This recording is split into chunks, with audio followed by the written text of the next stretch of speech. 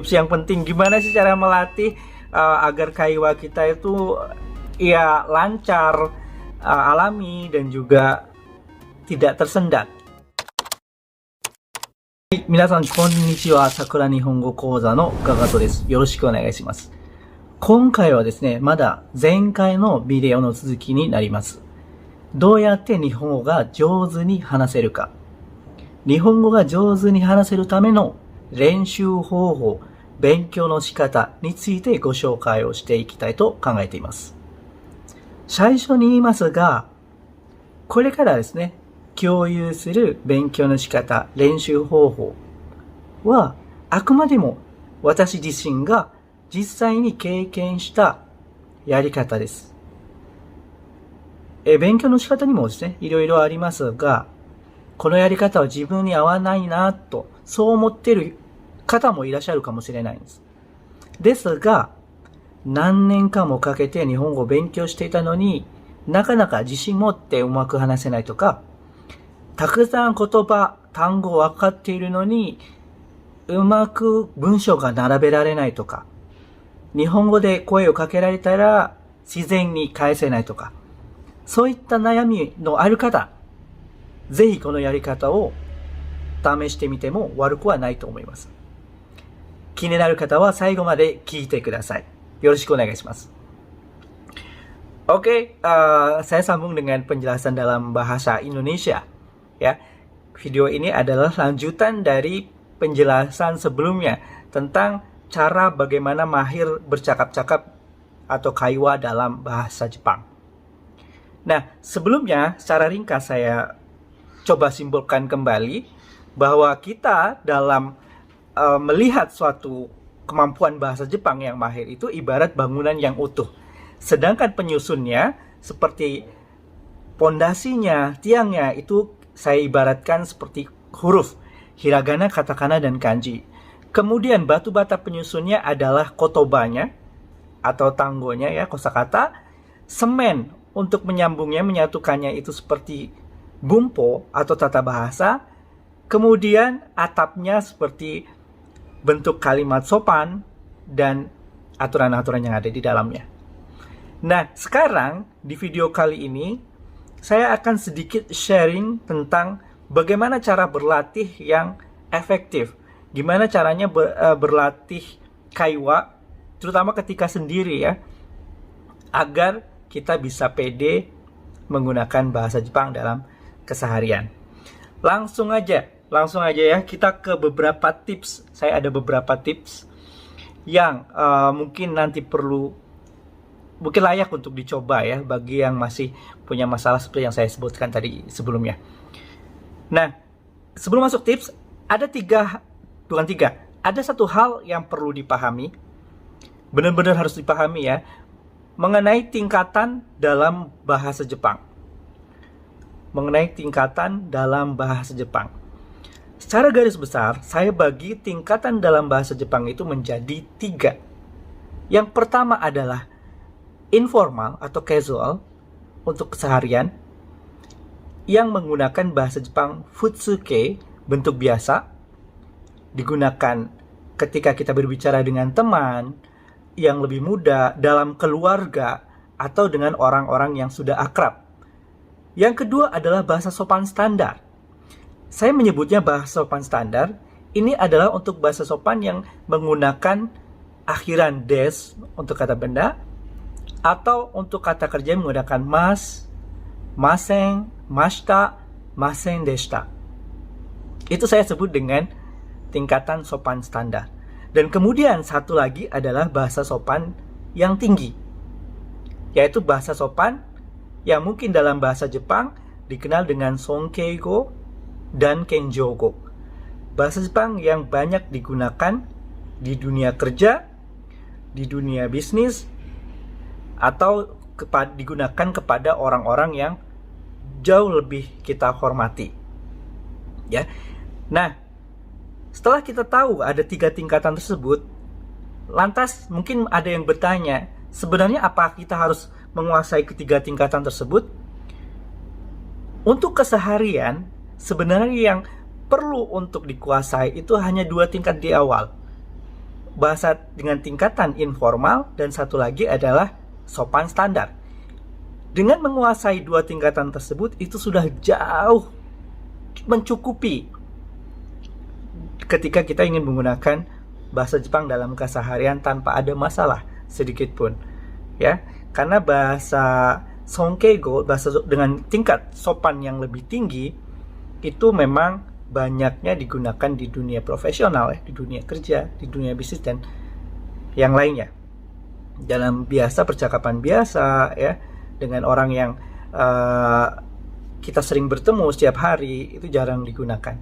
Jadi mungkin kalau untuk bahasa sopan tinggi, nanti ketika teman-teman sudah mencapai bahasa Jepang level tinggi, baru banyak belajar tentang bahasa sopan tinggi tersebut. Oke, ini menjadi penting tingkatan tersebut agar nanti ketika teman-teman mendengarkan bahasa Jepang yang diucapkan oleh orang Jepang atau orang yang bisa menggunakan bahasa Jepang, jadi tahu ini bahasa Jepang dengan tingkat apa, ya.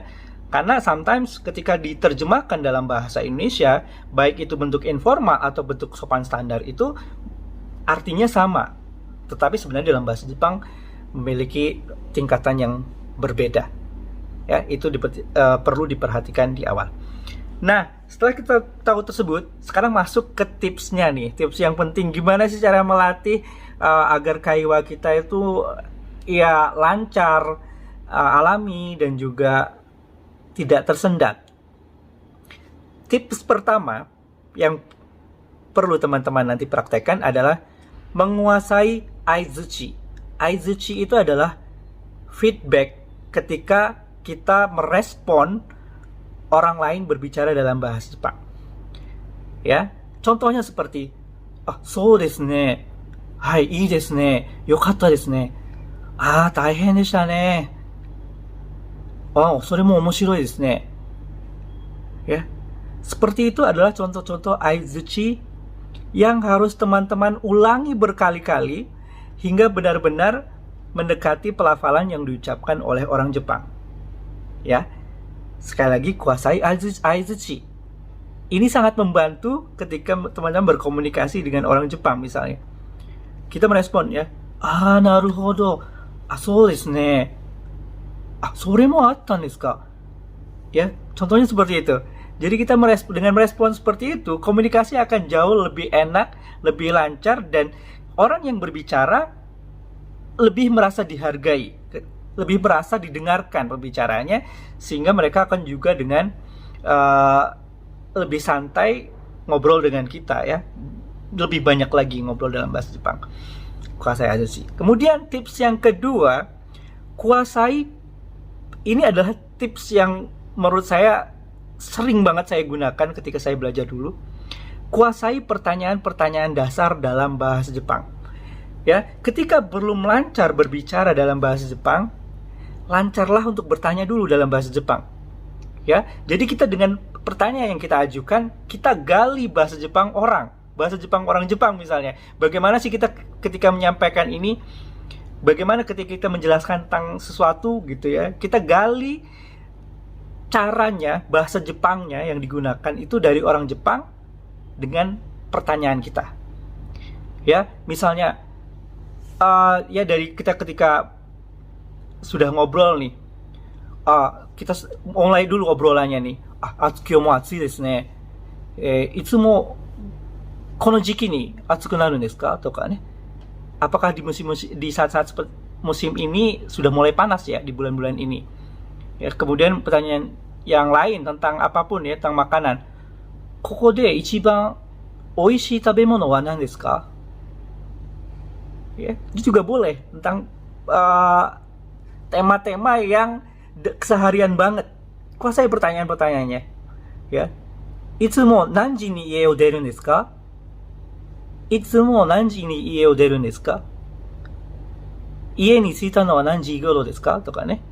Misalnya kita tanya, biasanya keluar rumah di jam berapa? Sampai rumah kira-kira sekitar jam berapa setiap harinya? Tentang hobi juga, itu asik juga nih tanya tentang hobi. Ya, yasumi no hi wa itsumo nani o shiteru desu ka? Yasumi no hi wa itsumo nani o shiteru desu ka? Ketika hari libur biasanya ngapain? Ya, tambahin lagi dengan feedback tadi yang kita udah belajar di aizuchi tadi, ya.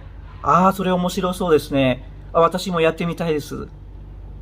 ね、いつか連れて行ってください。Watashi mau isu nitte mau des ka? Ya. Kuasai itu yang pendek-pendek dulu nggak apa-apa. Pendek-pendek dulu nggak apa-apa. Kuasai aizuchi-nya, kemudian pertanyaan-pertanyaan dasarnya itu kita banyak kuasai. Tanya dulu deh, tanya. Ya, tanya tentang hobinya. Jadi ketika kita sudah bertanya tentang hobinya, kita tahu nih cara jawabnya kayak gitu. Kita copy aja cara jawabnya. Jadi ketika kita suatu saat ditanya oleh orang lain tentang hobi kita bisa menjawab persis dengan seperti bahasa Jepang yang digunakan oleh orang Jepang. Ya. Jadi gimana cara mereka menjelaskan? Oh gitu cara jelasinnya. Tanyakan aja untuk hal-hal, bertanya itu nggak selalu bertanya hal-hal yang tidak kita ketahui. Justru ketika belajar bahasa Jepang ini, tanyakanlah hal-hal yang sudah kita ketahui. Itu jauh lebih menarik, ya. Jauh lebih menarik. Hal-hal yang udah kita ketahui misalnya. Nando ne, tateba ne, misalnya musim hujan itu di Jepang dari bulan apa sampai bulan apa sih? Musim hujan misalnya. Kalau bahasa Jepang sih namanya tsuyu ya. Tsuyu. Kita juga gak bisa hafal kosakatanya. Tsuyu wa itsumo nangatsu kara nangatsu made desu ka? Meskipun mungkin kita udah tahu nih kabarnya, misalnya bulan Mei, bulan Juni itu banyak hujan, kita sudah tahu. Tapi nggak apa-apa, kita tanyakan lagi ke orang Jepang, gimana sih dia menjelaskannya. Ne? Itsumo 5月が多いかな、雨は。ね。でも最近ちょっと結構ずれてるね。ずれてる misalnya. Tapi akhir-akhir ini agak mulai bergeser. 6月、7月になってもまだ結構雨降ってるね。とかね。Meskipun bulan Juni, bulan Juli, tapi masih sering turun hujan. Nah, kalimat yang dia gunakan untuk menjawab pertanyaan kita tadi, kita copy sebanyaknya. Kalau memang kita belum mendengar secara tuntas, ketika beda orang, tanyakan lagi hal yang sama gitu. Tanyakan lagi hal yang sama. Sampai kita benar-benar bisa mengcopy dengan sempurna cara-cara menjawab dalam bahasa Jepang yang dilakukan oleh orang Jepang. Okay. Atau tanya tentang negara kita nih, Indonesia wa shitemasu ka? Indonesia wa donna kuni da to omoimasu ka? Toka nih. Tahu Indonesia enggak? Indonesia itu negara seperti apa sih menurut kamu gitu? Indonesia nih, yoku kiteru yo toka. 最近ニュースにもよく出てるけど、まだ行ったことはないけど、belum pernah pergi, tapi sering dengar, akhir-akhir ini juga di berita sering muncul gitu misalnya. Indonesia にもいいところがいっぱいありますよ。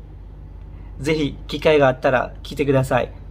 ね、案内してあげます。Misalnya, kalau ada kesempatan silahkan datang ya, saya akan memandu kamu gitu untuk jalan-jalan ke sana. Seperti itu ya. Jadi saya review lagi, yang pertama kuasai aizuchi, kedua kuasai pertanyaan-pertanyaan dasar sampai benar-benar mahir. Pertanyaannya itu kira-kira kita udah benar-benar lancar banget deh bertanyaannya, nggak pakai loading gitu. Jadi kita di rumah atau sebelum menanyakan itu kita ulangi lagi frasenya gitu. Apa yang kita mau tanyain ya gitu. Itu bisa kita ulang-ulang berkali-kali. Nah, yang ketiga adalah menguasai frasa-frasa atau kalimat-kalimat yang digunakan pada momen-momen tertentu. Semakin rinci, semakin bagus. Maksudnya seperti apa? Misalnya gini nih, teman-teman lagi istirahat ngopi nih sama orang Jepang. Kira-kira pertanyaan tentang apa sih yang menarik untuk ditanyakan? Tentang hobi nih. Gimana cara kalimat-kalimat apa aja yang kita bisa gunakan ketika kita ngobrolin tentang hobi? Ya, misalnya tadi yang seperti saya contohkan di awal. Yasumi no hi wa itsumo nani o shiteru desu ka? Toka. Atau sports ga suki desu ka? Sports ga suki desu ka? Donna sports o yatte imasu ka? Apakah olahraga suka? Olahraga seperti apa yang kamu lakukan gitu? Misalnya, kekko ne, 小学校の時から野球やってたんだけどね。野球ですか？そうですね。それも面白そうですね。で、最近まだやってるんですか？Misalnya, 最近はまだやってるんですか? Apakah akhir-akhir ini kita masih sering melakukan? 土曜日、日曜日は仲間と一緒にやってるんだけどね。Misalnya hari Sabtu atau Minggu masih sering ngelakuin sama temannya. 私はよくね、テレビで見てるんですけど、もう全然ルールがわからないんですよ。saya sering lihat di TV ya, tapi saya nggak tahu aturan-aturannya gitu. Oh, ya seperti itu. Tadi momen ketika kita ngobrolin hobi apa aja gitu ya. Nanti teman-teman bisa cari tuh ya di internet atau di YouTube, itu juga banyak ya. Gimana sih cara ngobrolin tentang hobi? Ngobrolin tentang keseharian nih, kita ketika pagi ketemu ya, kita juga aisatsu juga bermacam-macam ya. Dia pagi itu kan ya, kuasai dengan benar-benar dikuasai, ulangi berkali-kali aisatsunya. Ketika pertama kali ketemu dengan orang, jiko shokai, gimana sih kita jiko shokai yang bagus? Ya kuasai. Hajimemashite, hai. Atau bisa dengan salam dulu ya. Konnichiwa. Hajimemashite, sumimasen, watashi wa Gagatto desu. Kalau kita mau kenalan dengan orang ya. Choto kiite mo ii desu ka? Gitu ya. Ima jikan daijoubu desu ka? Boleh kuasai seperti itu. Kita ingin mengganggu orang ya, kita ingin bertanya, kita ingin menginterrupt orang untuk ya bertanya atau ngobrol, itu juga boleh. Ima daijoubu desu ka? Isugashii desu ka? Choto kiite mo ii desu ka? Boleh seperti itu. Orang yang ketemu di jalan atau yang baru kenalan untuk di sekolah yang sama atau di perusahaan yang sama, kuasai. Jadi di tips yang ketiga ini, kita harus tentukan momen-momennya ya. Momen saat minta tolong, momen saat meminta maaf, momen saat kita bertanya tentang tempat, momen tentang pada saat kita ingin menyampaikan pendapat kita, momen saat kita ingin menyampaikan bahwa bahasa Jepang kita belum terlalu bagus. Terus detailkan momen-momennya, kuasai kalimat-kalimat apa saja yang sering digunakan atau bisa digunakan seputar momen tadi, tema-tema tadi yang sudah kita tentukan. Semakin rinci semakin bagus ya, semakin teman-teman bisa menguasai lebih banyak lagi kalimat, lebih banyak lagi frasa yang bisa digunakan. Oke ya. Nah, itu tips untuk berlatih berbicara. Berlatih berbicara yang mungkin sangat perlu diulang berkali-kali ya, tips tadi. Ulang lagi ya. Jangan, ini yang perlu diperhatikan ya. Ada satu hal, kebiasaan yang justru banyak membuat orang itu nggak lancar ngomong bahasa Jepang, itu adalah pertanyaan, kenapa kok gini? Kenapa kok pakai ini? Kenapa kok bukannya aturannya kayak gini? Itu salah banget. Itu adalah cara belajar yang sangat salah ya. Banyak sekali tapi orang yang melakukannya. Loh, bukannya ini penjelasannya ini artinya seperti ini. Salah sekali. Jangan lakukan cara belajar seperti itu. Ketika kita sudah mendengarkan dari orang Jepang atau orang yang bisa berbahasa Jepang dengan baik, bahasa Jepangnya, copy. Sonomama copy shite kudasai. Sonomama copy shite kudasai. Copy seluruhnya, 100%. Gak usah ditanyakan kenapa kok gini, kenapa kok seperti ini, bukannya aturannya kayak gini, enggak. Ya, ketika kita mendengar hal yang diucapkan oleh native terutama ya, oh ternyata seperti ini juga bisa loh ya, seperti ini juga boleh toh gitu ya. Itu masukan sebagai ilmu baru yang ternyata banyak variasinya. Nggak hanya satu aturannya gini saklek kayak gitu, enggak. Karena bahasa tidak hanya bahasa Jepang, semua bahasa itu fleksibel, banyak sekali perubahannya dalam percakapan secara keseharian gitu. Ada juga bahasa Jepang yang tidak menggunakan partikel ya, atau urutannya nggak sesuai dengan aturan yang diajari di awal. Banyak sekali, fleksibel ya. Jadi ketika kita mendengar hal baru yang diucapkan oleh native, copy 100%. Jadikan itu sebagai pelajaran baru, ternyata ini juga ada variasinya menggunakannya. Ya, seperti itu. Biasakan mendengar. Kemudian ditambah lagi dengan kebiasaan-kebiasaan teman-teman untuk melatih pendengaran juga. Dengan menonton televisi dalam bahasa Jepang misalnya, atau menonton YouTube dalam bahasa Jepang. Ya, tidak hanya anime. Mungkin banyak teman-teman yang suka anime ya. Anime itu mungkin perlu pendampingan sih ya, karena sebagian besar banyak menggunakan bahasa yang informal atau bahasa yang kadang sedikit kasar ya. Perlu pendampingan untuk menggunakannya ya.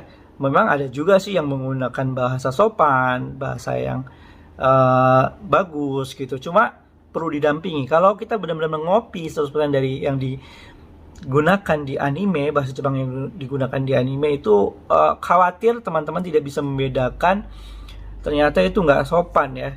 Dan itu sudah terlanjur masuk ke menjadi kebiasaan kita mengucapkannya, lalu kita mengucapkan ke orang yang harusnya kita hormati, misalnya guru ya, misalnya orang yang lebih tua, atau apes lagi kalau kita terlanjur mengucapkannya ke atasan kita di tempat kerja misalnya. Itu terdengar kurang sopan. Meskipun orang Jepang kadang mungkin bisa memaklumi ya, tetapi bagi orang yang mengerti bahasa Jepang atau bagi orang Jepang itu sendiri, itu terdengar sangat mengganggu ya, karena terdengar sangat tidak sopan. Jadi lebih baik dengarkan, ya pelajari dulu apa bedanya bahasa informal, bahasa sopan standar ya. Kemudian dengan pendampingan atau ya dengan terus belajar dari buku maupun dari media sosial atau YouTube, baru mengadopsi tontonan-tontonan baik itu anime ya, bisa juga dari dorama atau acara-acara variety show di Jepang. Itu kan banyak tuh yang biasanya di TV itu di bawahnya ada tulisannya, gunakan alat-alat dan media tersebut untuk melatih pendengaran, kemampuan pendengaran kita juga ya. Dengan begitu teman-teman semakin sempurna kemampuannya, semakin bisa mendengarkan dan juga bisa merespon kembali apa yang sudah didengarkan tersebut. Oke, mungkin itu dulu ya. Silahkan teman-teman coba 3 tips tadi yang saya rasa ketika teman-teman sudah bisa menggunakannya dengan bagus, itu akan lebih menumbuhkan kepercayaan diri. Karena komunikasi itu jadi lebih asik, jadi lebih menyenangkan. Ya, kita tanyain lagi gimana cara belajar bahasa Jepang ya, atau tolong minta ajarin saya ini artinya apa. Ya, frase-frase seperti itu dihafalin. Ya. Oke. Silakan kalau ada pertanyaan, ada komentar atau ada masukan untuk pembelajaran dengan tema-tema yang lain, silakan tulis di komentar. Beri kami apresiasi positif agar saya juga semakin semangat membuat video-video berikutnya yang mungkin bermanfaat buat teman-teman semua. Sekian dari saya. Terima kasih telah mendengarkan hingga akhir. Arigatou gozaimashita.